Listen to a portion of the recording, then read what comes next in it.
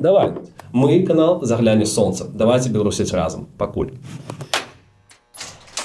Я прошу прабачэння, потому что перыяд з 2020 года по 2024 працягваю ажыццяўляць экстрэмісцкую дзейнасць, скіраваную на развіццё беларускага ютуба.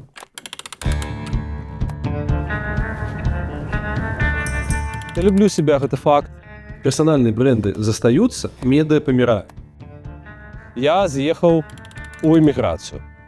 В той момент я перастаў быць журналістам афіцыйна. Я зразумеў негатоўнасць шматлікіх актараў вось гэтай выездной палітыкі успрымаць крытыку. Трыба Ціхановскай у маім выкананні было проста слаба. Вызначыць усё гэта. Калі нехта называе гэта прапагандай супраць беларускага рэжыму, окей. Я адчуваю гармонію таму, што я раблю. Для мяне гэта самае галоўнае.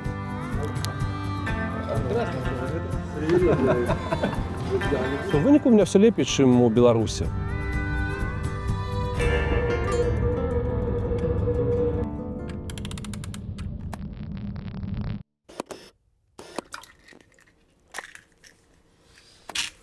Як атрымаецца, так атрымаецца, і дзякуй Богу.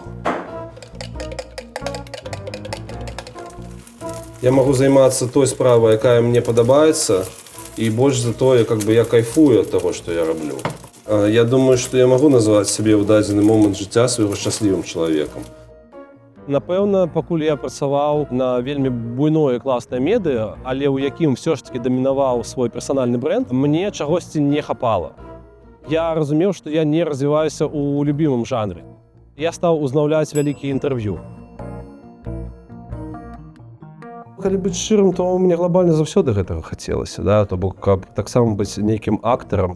Але я меў шмат сумневаў, якія разбілі ў выніку мае калегі з нашай Нівы. Зрабілі ток, і я зразумеў, што сапраўды гэтыя людзі робяць, чаму не магу рабіць я. Я памятаю, што мы лецелі, проста нерэальна лецелі. Таму што абставіны, якія складвалі слады ў Беларусі, былі такія, што мы пачалі набіраць вельмі хутка. Вось, я прынёс яе паказаць пацанам, яны паглядзелі, сказалі, ок, працуем далей. Беленькая, свеженькая, і пагналі. О, здымі кота. Мы збіраемся з табой на здымкі «Загляне сонца» нашага праекта. Чаму адна з нібыта вехавых падзеяў у беларускай гісторыі агулам не пра Беларусь. Факапы айцоў БНР. Геапалітычны выбар Беларусі, кім быў Пятро Машэраў. Это працэс майго навучання. Часцяком казалі пра моё неафітства. І ў палітычных і грамадскіх працэсах я абсалютна неафіт, я гэтым ніколі не цікавіўся, не займаўся. Навічок. А мы вырашылі зрабіць з гэтага канкурентную перавагу. Пусціце. Здоров. Вось. Тут здымаецца обычное утро, пазначэнне, тут здымаецца Кныровіч. На гэтай сценке распачынаўся Чарнуха. Чалова першы стрым. Карацей, это база, это тут все намолена беларускім ютубам, тым на выездзе, які існуе. Таму неяк так.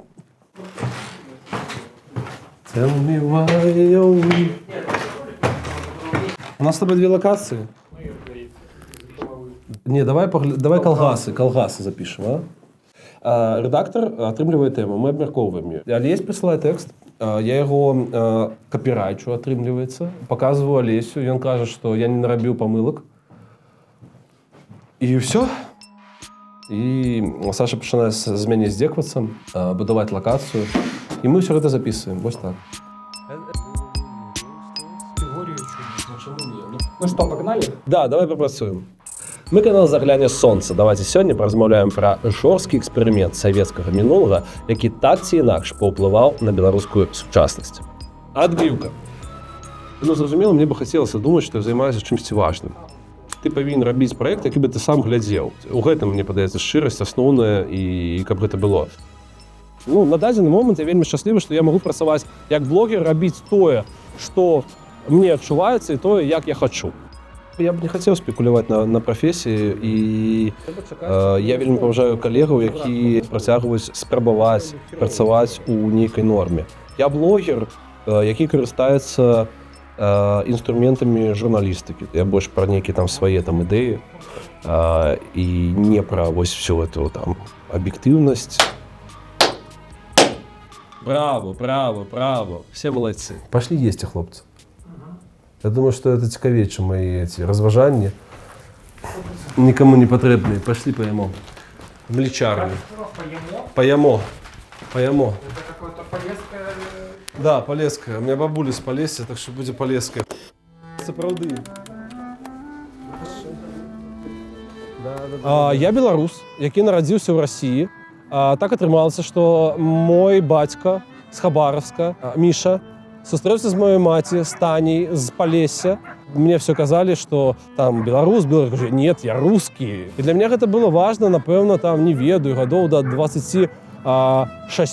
Для меня было гэта цалкам нармалёва. Я не думаў пра там нейкую беларускую мову, я не думаў пра нейкае сваё рэалізацыю праз беларушчыну. А цяпер думаю. Ёсць моцны пасыл, то бок мне не спадабалася тое, што адбылося ў 2020 годзе. Зразумела, што цяпер у меня есть нейкая кампенсацыя, якую я выражаю ў сваёй творчасці, і как бы хочацца аўдыторыі данесці нейкія гэтыя каштоўнасці. Я вось пачынаю як чалавек новы, як чалавек неафіт перабольшваць, да, з гэтымі рэакцыямі. Я разумею цалкам, што для кагосьці гэта прапаганда. Здорово. Беларускі YouTube сустракаецца в баре Млечным, мне падаецца. Таму вось какая-то такая... Это ощущение гаража, понимаешь? Когда ты запускаешь стартап, у тебя должен быть этап гаража. Мне падабаецца манера, у якой я працую, што я не даміную гэтых інтэрв'ю. Гэта не абмен меркаваннямі. Я дапамагаю чалавеку максімальна раскрыцца. Вось гэта моя задача. Вось мы тут ствараем энергію. Гэта вельмі крута. І гэта канструктыўнае пачуцце, яно мяне зараджае, яно мне вельмі падабаецца. Я, напэўна, нават залежу ад яго. Тихановская 16 августа могла бы приехать на Гранд-марш. Прошло слишком мало времени. Миллион, нам подавалось, что это будет наш первый миллион, миллионы не сдарился. Вы рефлексировали по этому поводу? Слухай, інтерв'ю з Тихановською у моєму виконанні було просто слабим. Тут два фактори. Перший, все ж таки у той час я був очарований Світланою, і тоді її лічний бренд, знову ж таки, особистий персональний її бренд, він був на піке.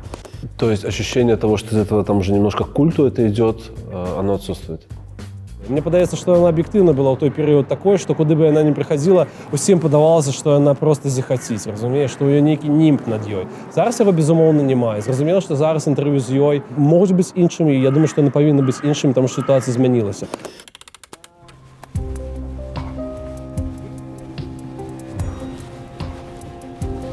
Дзень добры.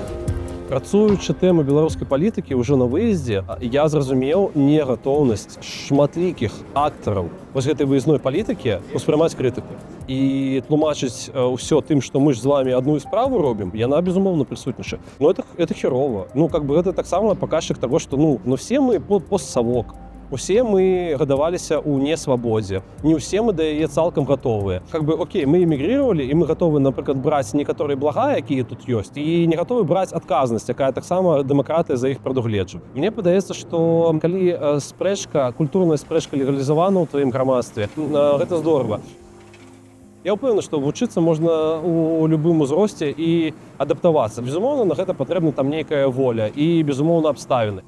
Калі ў дачышэнні да таго, што, умоўна кажучы, што свабода слова, так, гэта азначае, што права на гэтае слова маю і я, і Саша Чарнуха, Азарёнак, і мукавозчык. Гэта азначае, што, ну, квітнее, хаця я не магу назваць, канешне, Азарёнка кветачкай нейкай, але, ну, квітнее 1000 кветак, і ў выніку людзі выбіраюць тое, што ім патрэбна. Вось усё.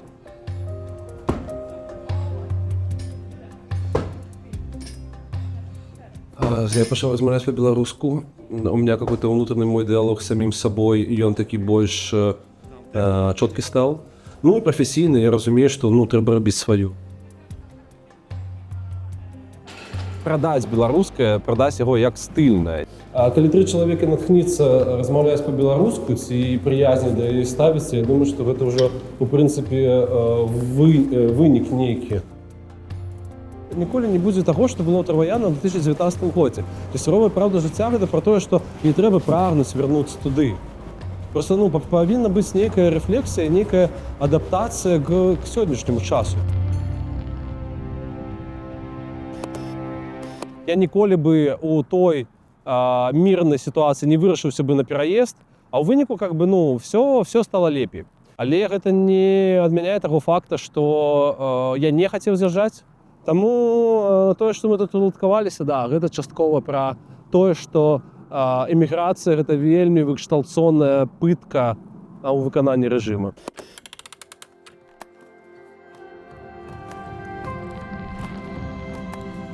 Мне бы вельмі хацелася рабіць інтэрв'ю у стылі ранняга Дудзя. Мне вельмі хочацца на нейкі, не філасофскі, не ведаю, як людзі гадуюць дзяцей, што яны ў гэта ўкладваюць, якія кніжкі яны чытаюць, напрыклад, якія серыялы яны паглядзелі. А я проста лічу неправільным зараз не размаўляць пра палітыку. Таму што гэта адбываецца, таму што ёсць там палізняволены, таму што адбываецца несправядлівасць да гэтага часу. Глобальная мэта прафесіі і мэта жыцця дажыць да часу, калі можна будзе на працы не размаўляць пра палітыку. Было бы, канешне, окей. І ў выніку у нас такая счэпка, што жыццё маліны гэта таксама пра задавальненне ад жыцця, пра нейкі там геданізм і пра тое, што ўсё ж такі трэба кайфаваць. І загляне сонца гэта пра надзею, пра тое, што гэта надзея каштуе таго, каб на яе працаваць.